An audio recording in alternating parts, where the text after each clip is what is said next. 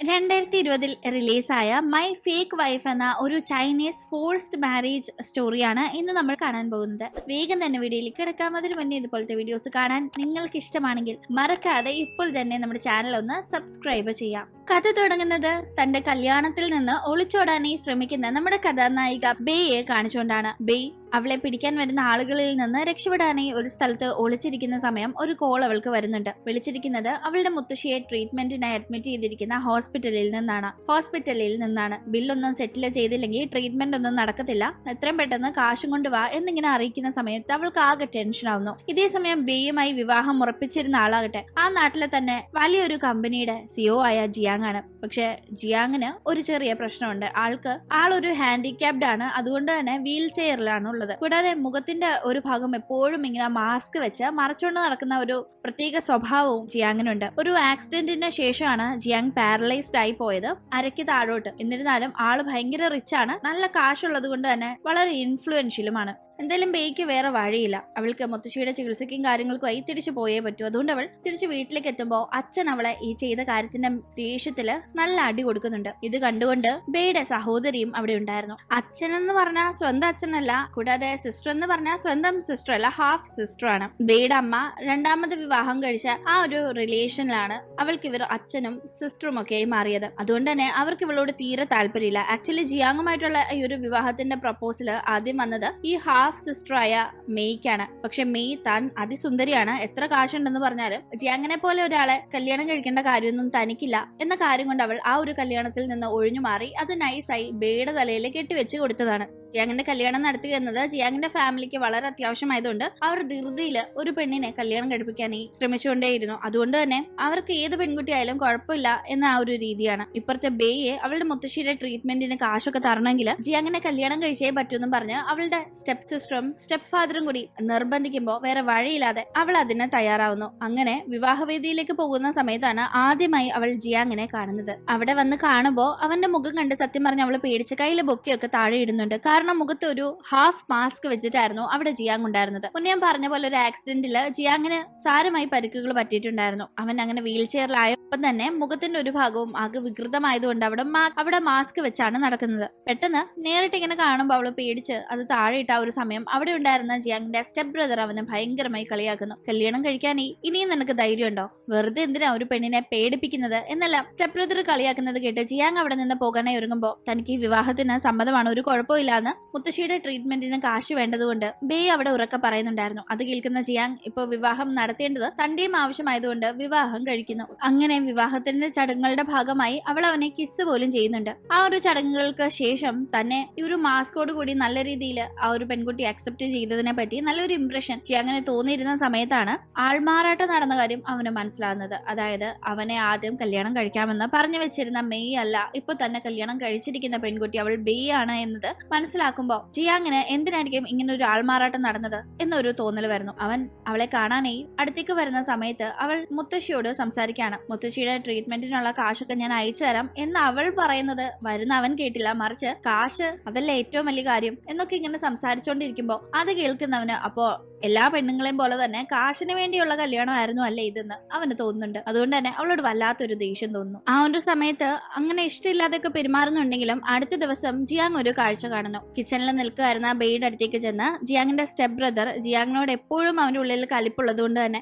ബേയോട് ജിയാങ്ങിനെ പറ്റി വളരെ മോശമായി സംസാരിച്ച് ജിയാങ്ങിനെ ഉപേക്ഷിച്ച് ബേ തന്റെ വൈഫ് ആയാല് തനിക്കത് വലിയ ക്രെഡിറ്റ് ആയിരിക്കും, ജിയാങ് നേടാത്തതൊക്കെ താൻ നേടണം എന്നതാണ് തന്റെ ആഗ്രഹം എന്നിങ്ങനെയൊക്കെ സംസാരിക്കുമ്പോൾ അവള് നല്ല കുത്ത് വെച്ച് കൊടുക്കുന്നുണ്ട്. കയ്യിലിരുന്ന ഫോർക്ക് കൊണ്ട് അങ്ങനെ ഒരു കുത്ത് കിട്ടി അവൻ പൊളയുന്നത് കണ്ട് ജിയാങ്ങിന് നല്ല സന്തോഷമാവുന്നു. ഇവളപ്പോ ഞാൻ വിചാരിച്ച കണക്ക് വെറും ഒരു ചീത്ത പെൺകുട്ടിയൊന്നുമല്ല, അങ്ങനെ ആയിരുന്നെങ്കിൽ അവൻ ഇപ്പൊ പറഞ്ഞ വാക്കുകളൊക്കെ കേട്ട് അവൾ അതില് ഇംപ്രസ്ഡ് ആവേണ്ടതായിരുന്നല്ലോ, ആയില്ലെങ്കിൽ ഞാൻ ഇവളെ പറ്റി വിചാരിച്ചതില് എന്തൊക്കെയോ തെറ്റുണ്ടെന്ന് തോന്നുന്ന അവൻ പിന്നീട് അവളോട് അത്രയ്ക്കങ്ങ് ദേഷ്യം പ്രകടിപ്പിക്കാതെ സംസാരിക്കാനൊക്കെ തുടങ്ങുന്നു. ഇതേ സമയം ജിയാങ് ഒരു വലിയ കമ്പനിയുടെ സിഇഒ ആണെങ്കിൽ പോലും അത്രയ്ക്ക് പബ്ലിക്കായി ഒരു ഫംഗ്ഷനിൽ പങ്കെടുക്കാറോ അല്ലെ ഫോട്ടോസ് അങ്ങനെ റിവീൽ ചെയ്യാറോ ഒന്നും തന്നെ ഇല്ല. ഈവൻ ജിയാങ്ങിന്റെ കമ്പനിയിലെ പല സ്റ്റാഫ്സിനെ പോലും ജിയാങ്ങിനെ നേരിട്ട് കണ്ട് അറിയ പോലും ഇല്ല. കൂടാതെ ബേയുമായിട്ടുണ്ടായിരുന്ന വിവാഹവും അത്ര പോപ്പുലർ ആക്കാതെ ചെറിയൊരു ചടങ്ങിൽ നടത്തിയതായിരുന്നു. ഇപ്പൊ ജിയാങ് ഒരു ആവശ്യത്തിന് തന്റെ ഓഫീസിന്റെ അവിടേക്ക് ബേയുടെ കൂടെ പോകുന്ന സമയം ഒരു സിഇഒ കണക്ക് കോട്ടും സൂട്ടും ഒന്നും ഇടാതെ സാധാരണ കാഷ്വൽ ഗെറ്റപ്പിലാണ് ജിയാങ് പോകുന്നത്.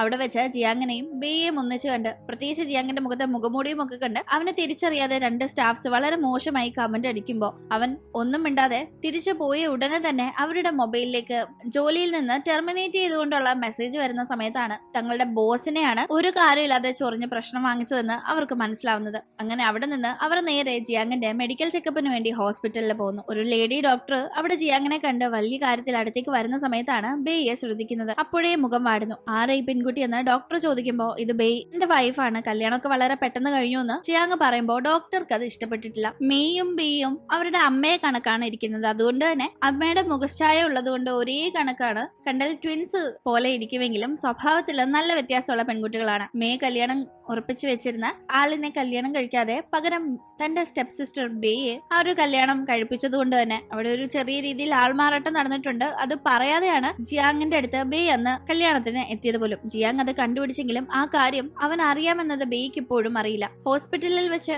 ഡോക്ടറിനോട് ജിയാങ്ങിനെ പറ്റിയുള്ള കാര്യങ്ങൾ ബേ തിരക്കുന്ന സമയത്ത് ഡോക്ടർക്ക് അത് തീരെ ഇഷ്ടപ്പെടാതെ അവളോട് വളരെ മോശമായി പെരുമാറുന്നു. അതെല്ലാം മനസ്സിലാക്കുന്ന ജിയാങ് അവിടെ നിന്ന് ബേയെ വളരെ പ്രൊട്ടക്ട് ചെയ്ത് വീട്ടിലേക്ക് കൊണ്ടുപോകുന്നുണ്ട്. അന്ന് വീട്ടില് ബേ ഉള്ള സമയം അവളെ കാണാനായി മേ എത്തുന്നു. ജിയാങ്ങിന്റെ കയ്യിൽ നിന്ന് കാശ് വാങ്ങുന്ന കാര്യം പറഞ്ഞുകൊണ്ടാണ് മേ വരുന്നത്. അതൊന്നും പറ്റില്ല, നിങ്ങൾ കല്യാണം കഴിക്കേണ്ടിയിരുന്ന ആളിനെ എന്നെ കൊണ്ട് കല്യാണം കഴിപ്പിക്കുകയും ചെയ്തു. ഞാനും അക്ഷരാർത്ഥത്തില് അത് ഇനി അങ്ങോട്ട് എന്റെ ലൈഫാണെന്നുള്ള ധാരണയില് മനസ്സറിഞ്ഞു തന്നെയാണ് എന്തായാലും ഈ കല്യാണം കഴിച്ചത്. പക്ഷെ അദ്ദേഹം ഇപ്പോഴും ഈ ആൾമാറാട്ടത്തിന്റെ കാര്യം അറിഞ്ഞിട്ടില്ല എന്നത് മറ്റൊരു സത്യം. അതിന്റെ ഇടയിൽ വീണ്ടും ഈ കാശിനൊക്കെ വേണ്ടി എനിക്ക് അദ്ദേഹത്തിന്റെ മുന്നിൽ പോയി നിൽക്കാൻ പറ്റില്ല എന്നെല്ലാം ബേ പറയുമ്പോ അത് കേട്ടുകൊണ്ടാണ് ജിയാങ് ആ സമയം വരുന്നത്. ബേയെ ഉപദ്രവിക്കാൻ അവർ ശ്രമിക്കുന്നത് കണ്ട് ജിയാങ് തടയുന്നുണ്ട്. ഈ സമയം ബേയെ പ്രൊട്ടക്ട് ചെയ്ത് സംസാരിക്കുന്ന ജിയാങ്ങിനോട് എന്തെങ്കിലും തന്നെ പോലെ ഒരാളെ കല്യാണം കഴിക്കാതെ ഞാൻ ഇവളുടെ തലയിൽ കെട്ടിവെച്ചത് വളരെ നല്ല കാര്യമായിരുന്നല്ല മെയ് കളിയാക്കി സംസാരിക്കുന്നു. അത് കേൾക്കുന്ന ജിയാങ് അവന്റെ മുഖത്ത് നിന്ന് ആ മാസ്ക് എടുത്തു മാറ്റുന്നു. ജിയാങ് വീൽ ചെയറിലാണുള്ളത്. അവൻ മുഖം വികൃതമായതുകൊണ്ടാണ് മാസ്ക് വെച്ചിരിക്കുന്നത് എന്നിങ്ങനെയുള്ള പ്രചാരണങ്ങൾ ഉണ്ടായിരുന്നത് കൊണ്ട് ഇപ്പോ മാസ്ക് മാറ്റി അവനെ കാണുമ്പോ കണ്ടു നിന്ന ബേ പോലും അമ്പരന്ന് പോകുന്നുണ്ട്. കാരണം നല്ല സുന്ദരനായിട്ടുള്ള ഒരാളായിരുന്നു ജിയാങ്. എന്തിനാണ് അവൻ പിന്നെ ഇങ്ങനെ മാസ്ക് വെച്ചോണ്ട് നടക്കുന്നതെന്ന് അവൾ അവനോട് ചോദിക്കുമ്പോ ഞാനിങ്ങനെ വീൽ ചെയറിലായതുകൊണ്ട് തന്നെ കാശ് കണ്ട് എന്നോട് അടുപ്പം കൂടി എന്നോട് ആത്മാർത്ഥ സ്നേഹം ഇല്ലെങ്കിൽ പോലും പറ്റിക്കൂടി നിന്ന് കാശ് കൈക്കലാക്കാനേ ഒരുപാട് പേര് വരുമെന്ന് എനിക്കറിയാം. ഇങ്ങനെ ഒരു മുഖം മൂടി കൂടി വെച്ചാൽ ചിലപ്പോൾ അതെങ്കിലും കണ്ട് അവർ എന്റെ അടുത്ത് വരാതെ പോയാലോ എന്ന് ജിയാങ് പറയുമ്പോ ഇതെല്ലാം കാണുന്ന മേയ്ക്ക് വല്ലാത്ത കുറ്റബോധം. വീൽ ചെയറിന്റെ കാര്യം അഡ്ജസ്റ്റ് ചെയ്യാം, ഈ മുഖംമൂടിയുടെ കാര്യം കൊണ്ടാണ് ഞാൻ വിവാഹത്തിൽ നിന്ന് പിന്മാറിയത്. പക്ഷെ ഇയാൾ എത്ര സുന്ദരനാണ്, ഇയാളെ വിവാഹം കഴിക്കേണ്ടതായിരുന്നു, മിസ്സാക്കിയല്ലോ എന്ന തോന്നൽ അവൾക്ക് വരുന്നുണ്ട്. കാരണം നല്ല കാശുണ്ടല്ലോ, നല്ല ഹാൻഡ്സമും ആണ്, പിന്നെ അതിൽ കൂടുതൽ എന്ത് വേണം എന്ന് ചിന്തിച്ചവൾ ജിയാങ്ങിനെ വീണ്ടും തന്നിലേക്ക് അട്രാക്ട് ചെയ്യാനായി ഓരോ ശ്രമങ്ങൾ നടത്തി നോക്കുന്നുണ്ട്. പക്ഷെ ഒന്നും തന്നെ വർക്കൗട്ട് ആവുന്നില്ല. ജിയാങ് തന്നെ ആത്മാർത്ഥമായി ഇഷ്ടപ്പെടുന്ന ഒരാളെ ആയിരുന്നു തനിക്ക് വേണ്ടത്. അതിനാണ് താൻ ഇത്രയും നാള് ഇങ്ങനെ ഒരു മുഖംമൂടി ധരിച്ച് നടന്നത്. ആ സമയത്ത് തനിക്ക് കിട്ടിയതാണ് ബേയെ. ഇനി ഒരിക്കലും അവളെ താൻ മിസ്സാക്കില്ലെന്നും അവൾ മാത്രമാണ് തന്റെ വൈഫ് എന്നും പറഞ്ഞ് അവൻ സംസാരിക്കുമ്പോ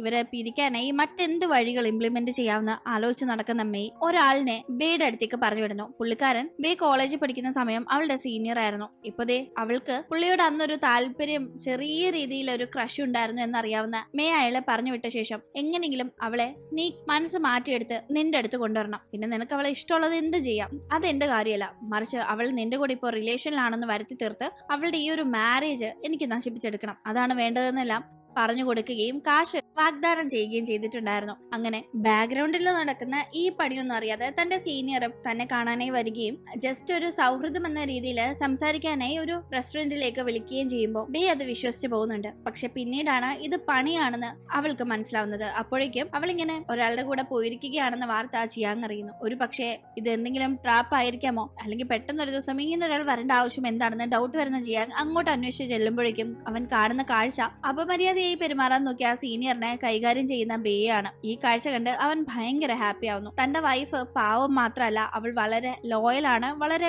ധൈര്യശാലിയാണ്, പ്രതികരിക്കേണ്ടടുത്ത് കറക്റ്റായി തന്നെ പ്രതികരിക്കുന്നുണ്ടെന്നും അവന് വ്യക്തമാവുന്നു. അങ്ങനെ നല്ല സ്നേഹത്തോടെ കുഴപ്പമൊന്നുമില്ലാതെ ജിയാങ്ങിന്റെയും ബേയുടെയും ലൈഫ് മുന്നോട്ട് പോവാണ്. ജിയാങ്ങിന് തന്നെ കല്യാണം കഴിച്ച ബേ ഹാപ്പിയായി ജീവിക്കണം, അതിന് കാശ് മാത്രം പോരാ, താനും ഫിസിക്കലി നല്ല ഫിറ്റ് ആവണം, എല്ലാവരെയും പോലെ താനും നടക്കണം എന്നൊക്കെ വല്ലാണ്ട് ആഗ്രഹമുള്ള അവൻ അതിന്റെ ട്രീറ്റ്മെന്റ് ഒക്കെ നന്നായി ഇപ്പോ ചെയ്യുന്നുണ്ട്. പക്ഷെ ട്രീറ്റ്മെന്റിന്റെ ഭാഗമായി അവന്റെ കൂടെ ഹോസ്പിറ്റലിലേക്ക് ബേ വരുമ്പോഴെല്ലാം തന്നെ വളരെ അസൂയ വരുന്ന ഡോക്ടർ ബേക്ക് വയ്യാഴിക വരാനായി അവള് പോലും അറിയാതെ പല മരുന്നും അവൾക്ക് മിക്സ് ചെയ്ത് കൊടുക്കുന്നൊക്കെയുണ്ട്. ഇത് മനസ്സിലാക്കുന്ന ജിയാങ് തക്കതായ താക്കീത് ഡോക്ടർക്ക് നൽകുന്നു. നിങ്ങൾ എന്റെ ഒരു ഡോക്ടർ മാത്രമാണ്, നിങ്ങൾക്ക് എന്റെ വൈഫിനേക്കാൾ ഒരിക്കലും എന്റെ മനസ്സിൽ പ്രാധാന്യം ഒന്നും തന്നെ മുന്നേ ഇല്ല, ഇപ്പോഴും ഒട്ടും തന്നെ ഇല്ല. വെറുതെ ഡോക്ടർ പേഷ്യന്റ് എന്ന ഒരു റിലേഷൻ അപ്പുറം ഒന്നും പ്രതീക്ഷിക്കേണ്ടെന്ന് അവൻ തീർത്തു പറയുന്നു. ഡോക്ടർക്ക് ഭയങ്കര നിരാശയാവുന്നു. അങ്ങനെ ട്രീറ്റ്മെന്റ് മുന്നോട്ട് പോകുന്ന സമയത്ത് കുഴപ്പമില്ലാതെ ഇപ്പോ നടക്കാനായി ജിയാങ്ങിന് പറ്റുന്നുണ്ട്. പക്ഷെ പൂർണ്ണമായും മാറിയിട്ടില്ല. ഒരു സമയം ഇതിപ്പോ ബേ അറിയരുതെന്നും തനിക്ക് ഒരു മേജർ സർജറി ഉണ്ടെന്നും ആ സർജറി വിജയകരമായാൽ തനിക്ക് പഴയ പോലെ നന്നായി നടക്കാൻ പറ്റുമെന്നും അപ്പോൾ മാത്രം അവൾ ഇത് അറിഞ്ഞാൽ മതിയെന്നും പറയുന്ന ജിയാങ് പ്രത്യേകം തന്റെ മാനേജറോട് മാത്രം ഈ ഒരു സർജറി ഹൈ റിസ്ക് ആണെന്നും ഒരുപക്ഷെ ഇത് ഫെയിലിയർ ആയാൽ തന്റെ ജീവൻ വരെ നഷ്ടപ്പെടാനുള്ള ചാൻസ് ഉണ്ടെന്നും അറിയിക്കുന്നു. പക്ഷെ സക്സസ് ആയി പൂർത്തീകരിക്കാൻ സാധിച്ചാൽ അവന് പഴയ പോലെ നടക്കാനും കഴിയും. റിസ്ക് ആണെന്ന് അറിഞ്ഞിട്ട് പോലും ആ ഒരു കാര്യം കൊണ്ട് മാത്രം ആ ഒരു സർജറി അണ്ടർഗോ ചെയ്യാനായി അവൻ തീരുമാനിക്കുന്നു. കാരണം അവളുടെ കൂടെ നല്ലൊരു ലൈഫ് ഹാപ്പിയായി ജീവിക്കുന്നതിനെ പറ്റി ഈ ഒരു സർജറി കഴിഞ്ഞ് താൻ ഹെൽത്തിയായി വരുമെന്ന പ്രതീക്ഷയിൽ അവൻ ഇപ്പോഴേ സ്വപ്നം കാണുന്നുണ്ട്. ഈ ഓപ്പറേഷൻ ബേയിൽ നിന്ന് രഹസ്യമായി സൂക്ഷിക്കുകയാണ് എന്ന് മനസ്സിലാക്കുന്ന ഡോക്ടർ ബേയും ജിയാങ്ങും ഒന്നിക്കരുത് എന്നത് ഡോക്ടർ കണക്ക് തന്നെ ബേയുടെ സ്റ്റെപ്പ് സിസ്റ്റർ മേയുടെയും കൂടി ആവശ്യമാണ് എന്ന കാര്യം കൊണ്ട് അവളുടെ അടുത്ത് ചെന്ന് ഇവർ ഒന്നിച്ച് പ്ലാൻ ചെയ്യുന്നു. അത് പ്രകാരം മേ ജിയാങ് ഈ ഓപ്പറേഷന് പോകും മുന്നേ ഈ കാര്യം ബേയെ അറിയിക്കുന്നുണ്ട്. നിന്റെ ഹസ്ബൻഡ് ഒരു ഓപ്പറേഷന് വേണ്ടി വിദേശത്തേക്ക് പോവാ, അയാൾ അത് പോയി ചെയ്തു കഴിഞ്ഞാൽ മരിക്കാൻ പോലും ഉള്ള ചാൻസ് ഉണ്ട് എന്നെല്ലാം വന്ന് പറയുന്ന ആള് മേ ആയതുകൊണ്ട് ആദ്യം അവൾ അത് വിശ്വസിക്കാൻ തയ്യാറാവുന്നില്ല. സംശയം ഉണ്ടെങ്കിൽ നീ നിന്റെ ഹസ്ബൻഡ് ജിയാങ്ങിനെ തന്നെ വിളിച്ചു നോക്കാനായി മേ പറയുമ്പോൾ ജിയാങ്ങിനെ ബേ വിളിക്കുന്നുണ്ട്. കോള് കിട്ടാത്തപ്പോ അവൾക്ക് ടെൻഷൻ ആവുന്നു. വേഗം തന്നെ ജിയാങ്ങിനെ അന്വേഷിച്ച് അവൾ പുറപ്പെടാനായി ഒരുങ്ങുന്നു. ആ ഒരു സമയം അവളുടെ മുന്നിലായി ഒരു കാറിൽ ജിയാങ്ങിന്റെ സ്റ്റെപ്പ് ബ്രദർ ആണ് വരുന്നത്.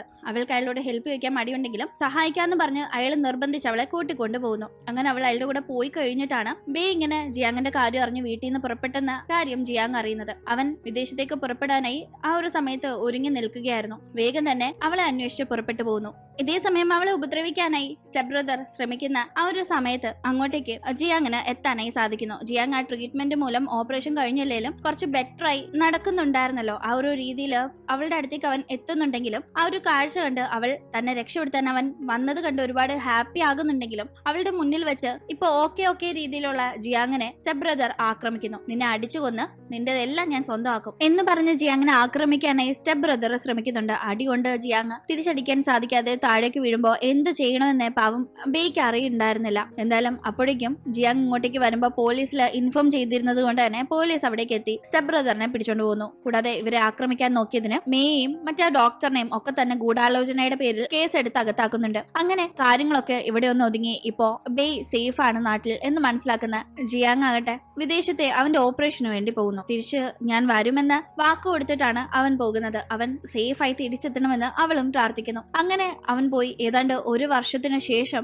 വളരെ ഹെൽത്തിയായി കാലൊക്കെ ഓക്കെ ആയി ആ ഒരു ആക്സിഡന്റ് പറ്റുന്നതിന് മുന്നേ ഉണ്ടായിരുന്ന ആ പഴയ ജിയാങ്ങായി അവൻ മടങ്ങി വരുന്നു. അങ്ങനെ ഇവർ കണ്ടുമുട്ടുമ്പോ രണ്ടുപേരും വളരെ ഹാപ്പി ആയിരുന്നു. ഒന്നും പ്രതീക്ഷിക്കാതെ അവന്റെ ലൈഫിലേക്ക് വളരെ അപ്രതീക്ഷിതമായി കടന്നു വന്ന ഒരാളായിരുന്നു ബേ. പക്ഷെ അവൾക്കിപ്പോ അവൾ വളരെയധികം ഹാപ്പിയായി ആഗ്രഹിച്ചതിലും കൂടുതൽ എല്ലാം ഉണ്ട് സന്തോഷമായി ജീവിക്കാനായി. അങ്ങനെ അവരിവിടെ ഒന്നിക്കുന്നത് കാണിച്ചുകൊണ്ട് ഈ ഒരു കുഞ്ഞു കഥ അവസാനിക്കുകയാണ്. ഇന്നത്തെ വീഡിയോ ഇഷ്ടപ്പെട്ടാൽ മറക്കാതെ ലൈക്ക് ചെയ്തും ഷെയർ ചെയ്തും സബ്സ്ക്രൈബ് ചെയ്തും സപ്പോർട്ട് ചെയ്യുക. വീണ്ടും കാണും വരെ ബൈ.